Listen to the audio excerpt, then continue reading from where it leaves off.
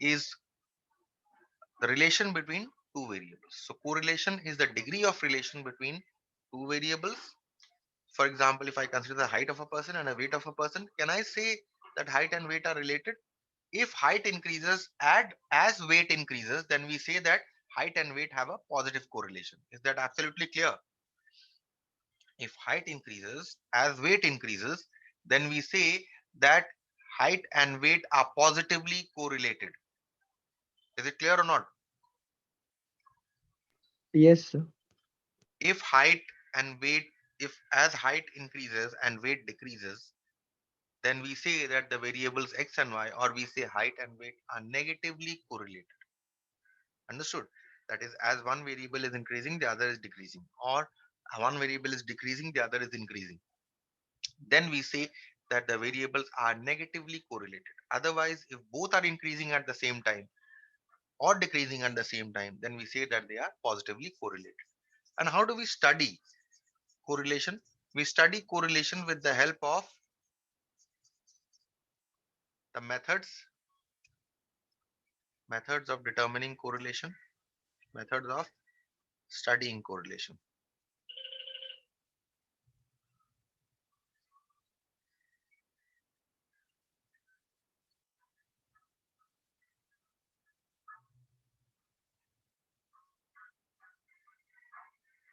Methods of studying correlation.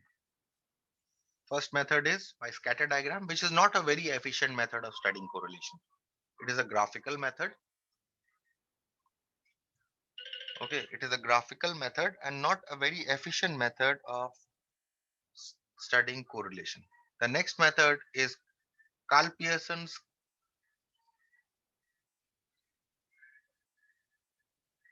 correlation coefficient.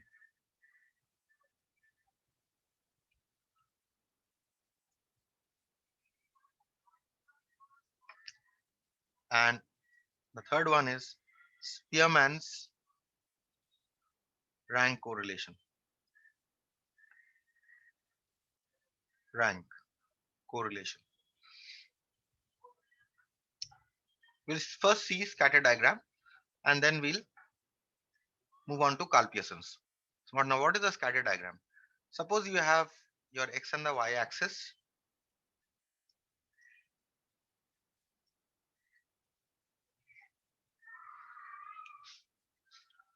x axis, and you have the y axis. Suppose I am plotting here the height of a person, and here I am plotting the weight of a person.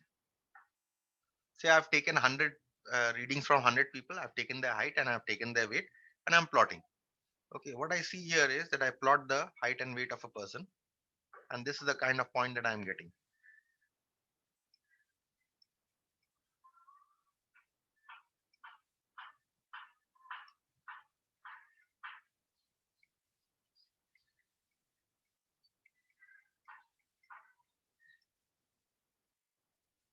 This is the kind of graph that I'm getting.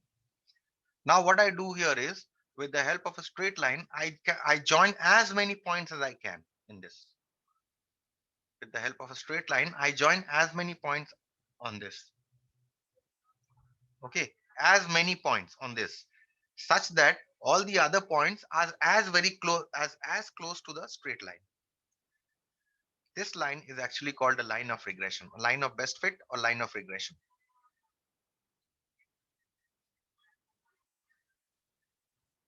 or line of regression. Regression we'll study later.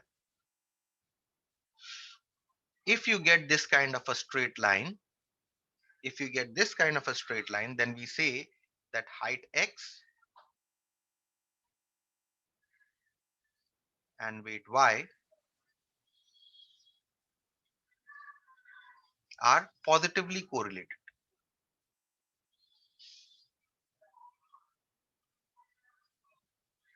Okay, there exists a positive correlation between height and weight. In this case, the correlation is denoted by correlation between x and y. Correlation between x and y is denoted by,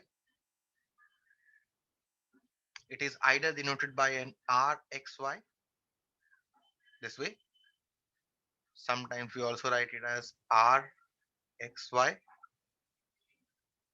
Okay. Sometimes we also write it as rho, rho xy, or sometimes it is also written as rho xy. Whatever, whichever way you are writing, it all denotes correlation between x and y. Okay. And in this case, we see that Rxy are positively correlated. That is, Rxy is greater than 0. That is, what does this mean? It simply means that as the height of a person increases, the weight also increases. Or as the weight of a person increases, the height also increases. That is what it means. Two variables, when they are positively correlated, it simply means that as one increases, the other also increases, or as one decreases, the other one also decreases. Okay. Let us see a next graph, scatter diagram.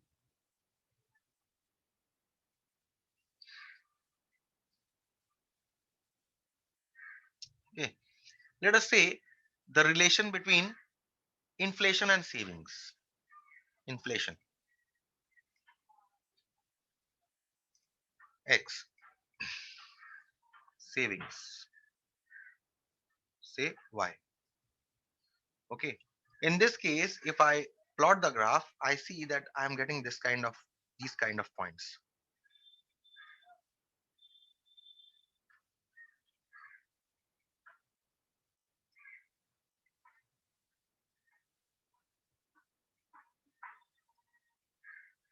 Suppose I'm getting these kind of points. Now I try to fit a straight line in this so that I can accommodate as many points on this straight line and all the other points are as close as possible. Again, this will be your line of best fit or line of regression. Okay, in this case, what you see here is that in this case, the inflation and savings of a person are negatively correlated because you see that as inflation increases, the savings decrease. So therefore, we say that inflation, you know what is inflation?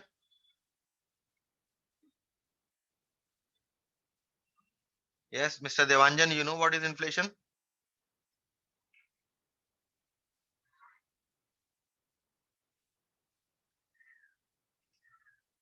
Yes, do I have an audience? Sir, increase of price.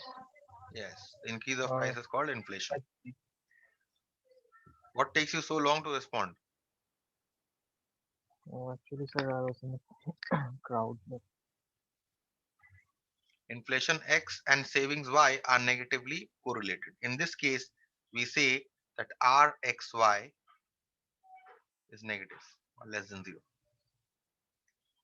Okay, so that is what positive and negative correlation mean. Now, what do you mean by perfect correlation? When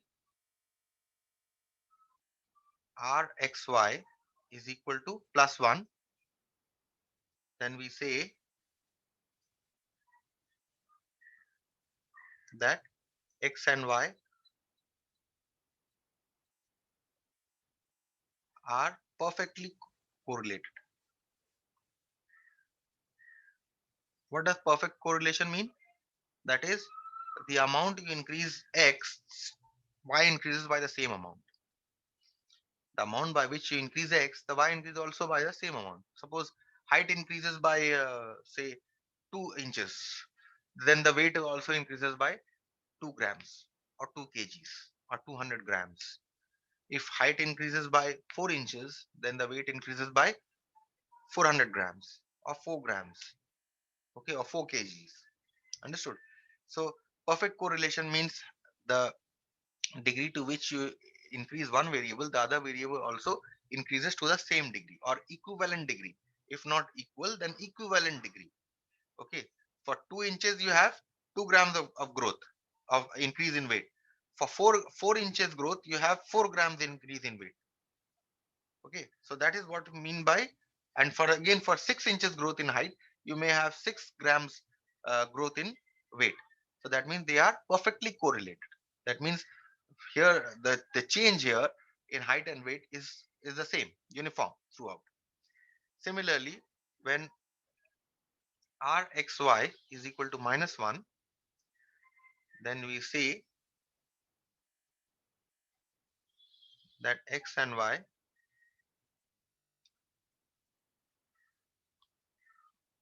perfectly, they say positive, I forgot this word here, perfectly positive, perfectly positively correlated. If Rxy is equal to -1, then we say that x and y are perfectly negatively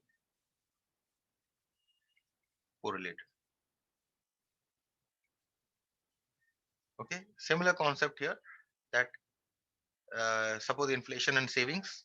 If inflation is increasing by 0.1%, the savings is decreasing by say 10,000 rupees. Okay, so that is, and if inflation is increasing by zero point 0.2, then the saving is decreasing by 20,000 rupees. If it is decreasing by if it is decreasing by 0.3%, then the saving decreases by 30,000 rupees, and so on. So that is why we say that x and y are perfectly negatively correlated. That is, they have a uniform increase or decrease with each other. Okay, so that is what perfect correlation means. We now come to a more efficient method of determining. From these, if you see from the graphs, it is very difficult to actually determine what is the exact value of the correlation coefficient is. From the graph we see here, if you plot the graph, we get an idea that okay, fine, these two variables are negatively or positively correlated. But what is the exact negative value or what is the exact positive value of the correlation coefficient, that we don't know. So therefore, uh, for that we use the uh, Carl Pearson's correlation coefficient. So we first discuss Carl Pearson's correlation coefficient.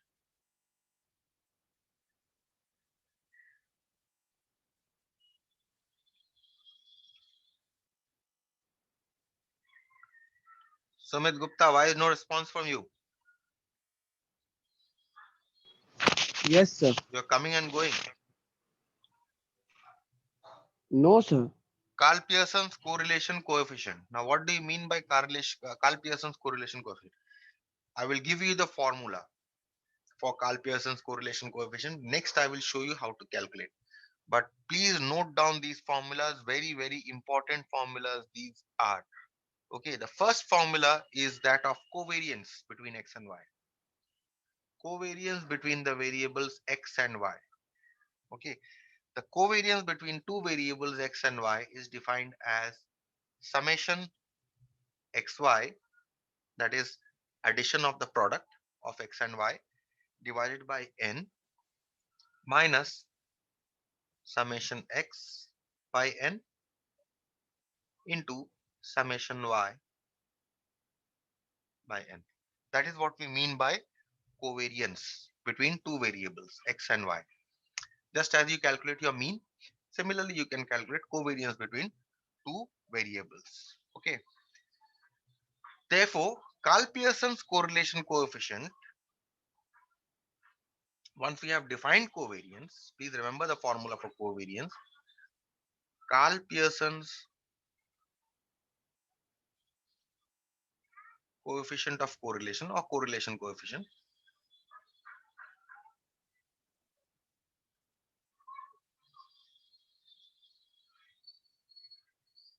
is defined as R, or rho also. You can say, let's write rho. Rho xy is equal to covariance xy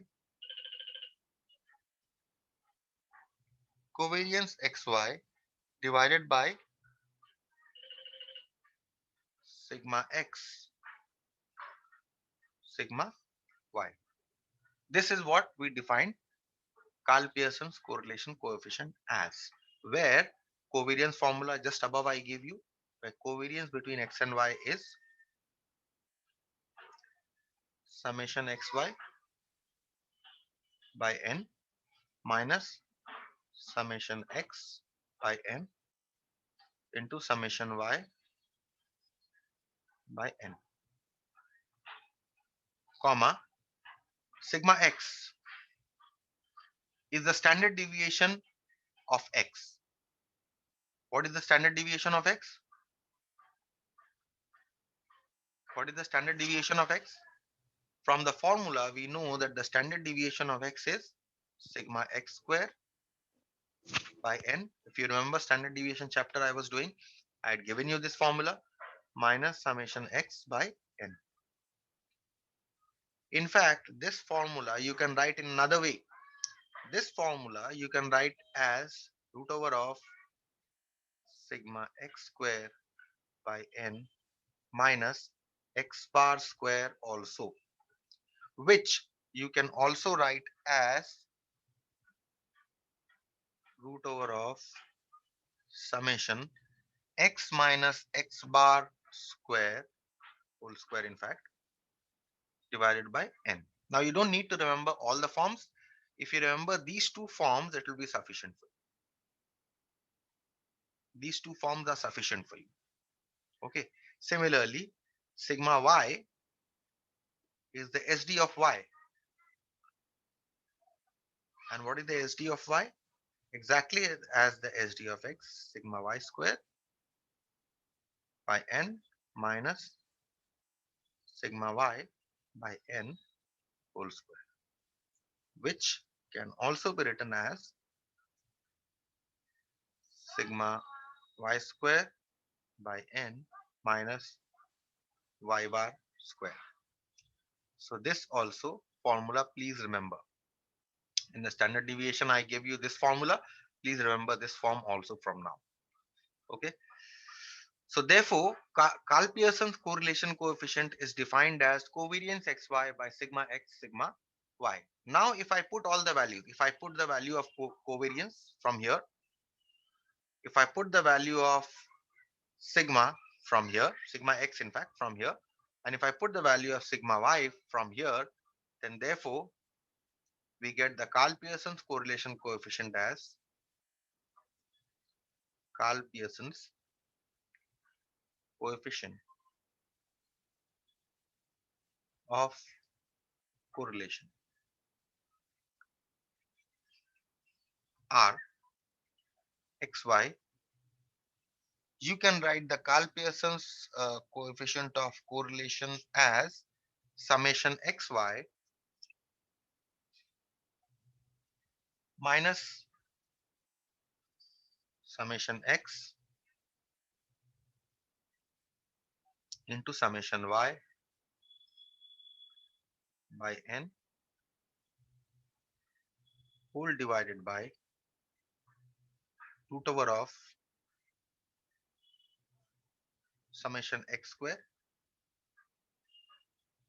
minus summation x whole square by n into root over of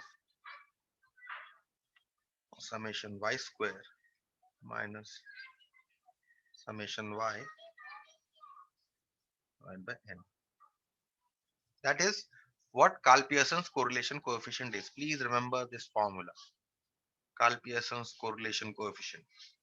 We'll be using this Karl-Pearson's correlation coefficient to find out the correlation between two variables. Let us take an example of the application of this formula to find out the correlation between two variables.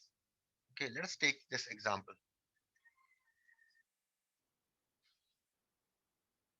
We'll do a fresh question is calculate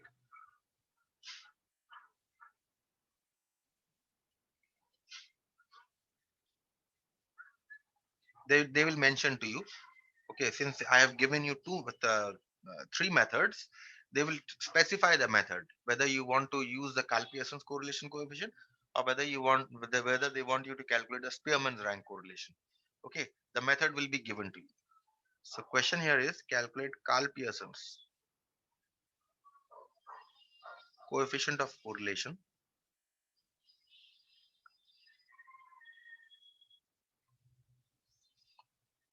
correlation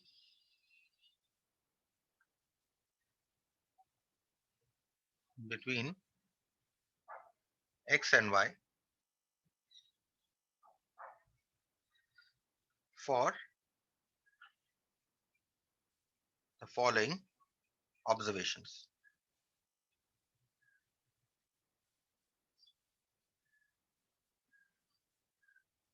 Okay, for the following observation. What are the observations? Here are the observations.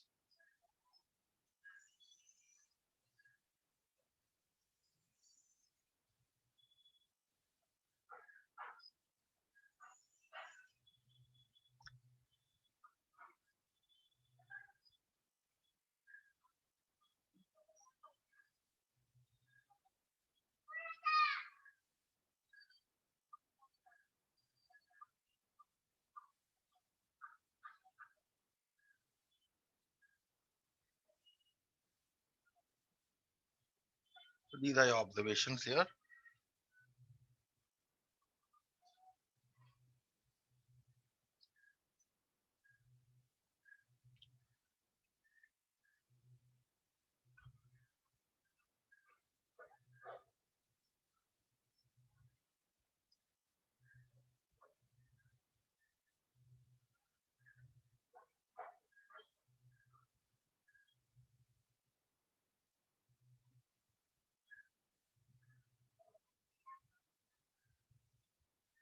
These are the observations.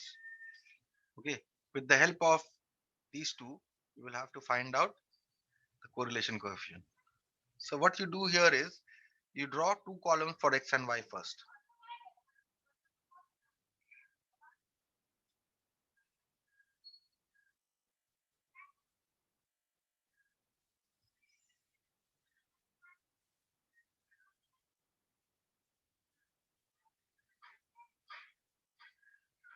First column for your X, next column for your Y. You have your X, you have your Y, and you will write down the values here.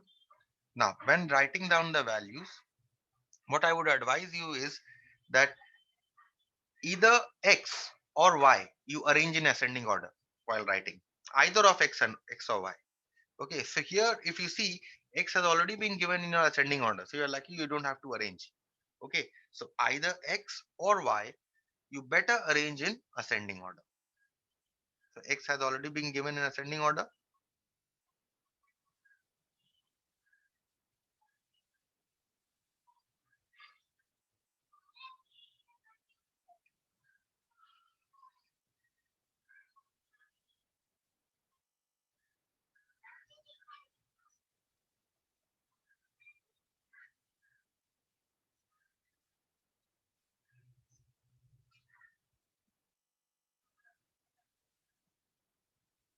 And you write down the corresponding, after arranging in ascending order, you will write down the corresponding values of Y.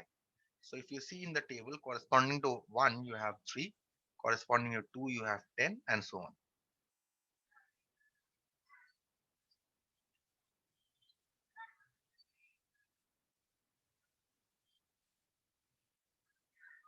Okay, so we have written down the values of X and Y. Now if you see in the formula, what all do you have?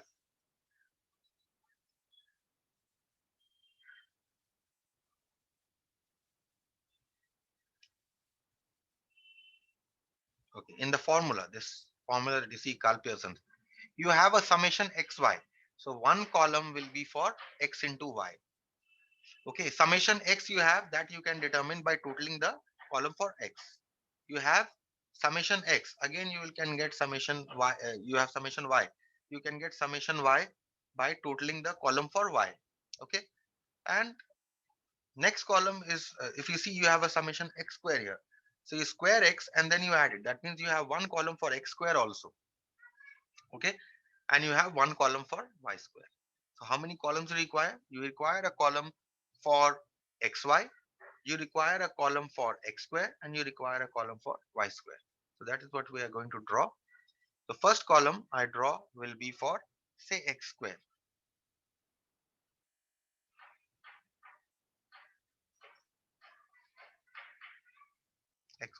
Let us write down the values of x square.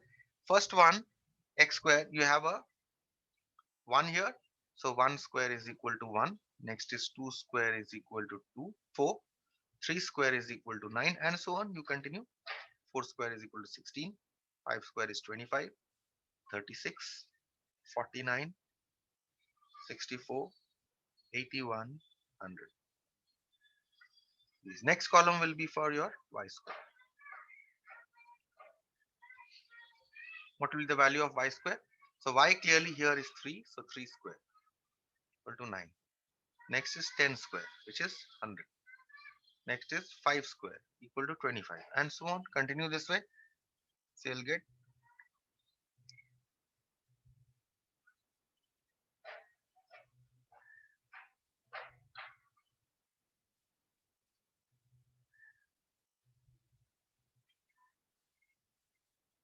that's it. And finally, you have a column for xy.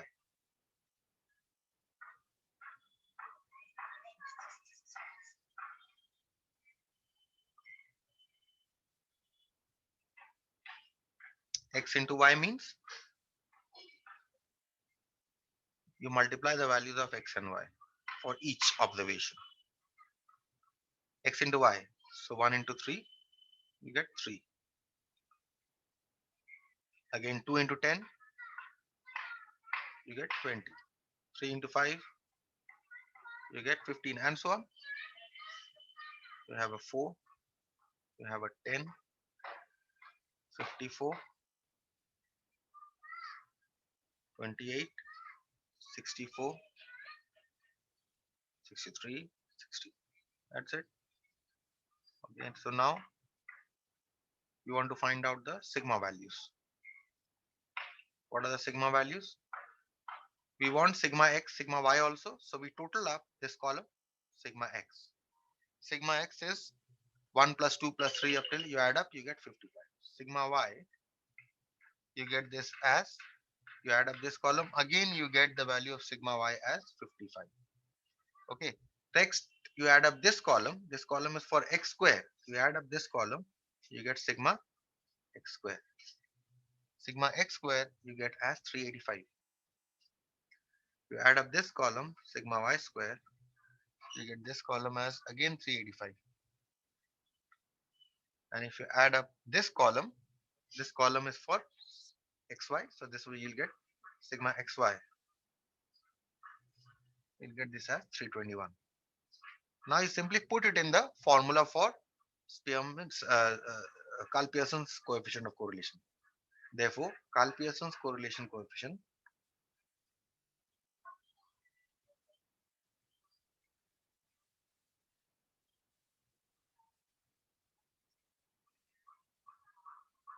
Karl-Pearson's correlation coefficient. Write down the formula first. You have summation xy minus summation x summation y by n whole divided by root over of summation x square minus summation x whole square by n into root summation y square